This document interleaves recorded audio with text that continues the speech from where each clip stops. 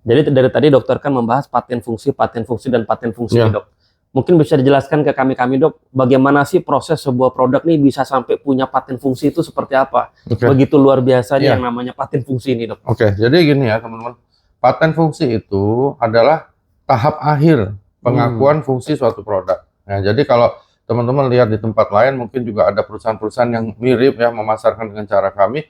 Lalu ceritakan ada uji klinis. Uji klinis itu harus. Jadi uji klinis itu bukan prestasi, ingat lah bro. Jadi teman-teman harus tahu ya nonton ini bahwa uji klinis itu harus.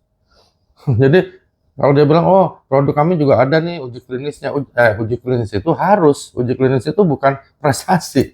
Oke. Nah, misalnya ada suatu perusahaan jual madu, terus ada uji klinis bahwa itu benar-benar madu, lalu madunya mungkin bercampur dengan kopi, entah apa dia campur, itu harus ada uji klinis. Nah, uji klinis itu hanya menunjukkan kandungannya sesuai dengan yang diedarkan. Misalnya begitu ya, itu uji klinis. Lalu mungkin ada fungsi-fungsi tertentu, itu uji klinisnya sampai tahap 4, tahap 5.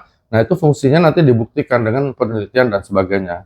Nah, produk kami itu udah semua sampai tahap 5. Jadi dari keamanannya, fungsinya, dan sebagainya itu sudah diuji di klinis ya. Tapi setelah ini diuji, kami menyerahkan ini pada institusi lain gitu loh.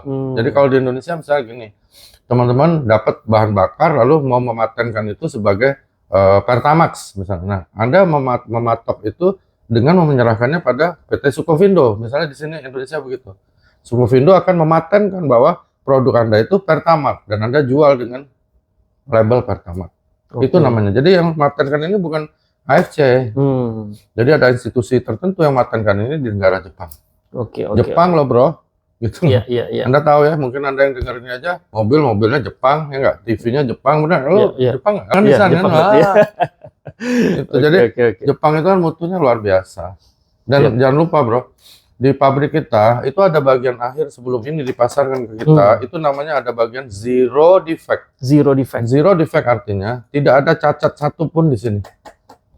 Jadi nggak mungkin tuh jumlah sasetnya kurang, ininya robek, bungkusnya sobek, itu nggak mungkin. Itu hebatnya dari ASMA Family Club. Dia ada bagian terakhir namanya zero defect. Cacat dikit dibuang, dimusnahkan. Berarti 0% kemungkinan produk cacat yang keluar dari pabrik. Ya? Dan alhamdulillahnya kita udah ada sertifikasi halal juga.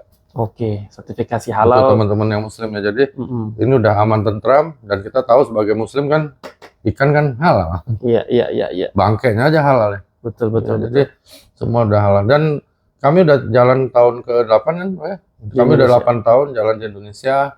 Jutaan udah merasakan manfaat ini. Siapa tahu edukasi aku dan Robi di hari ini bisa menjadi jawaban doa-doa kalian.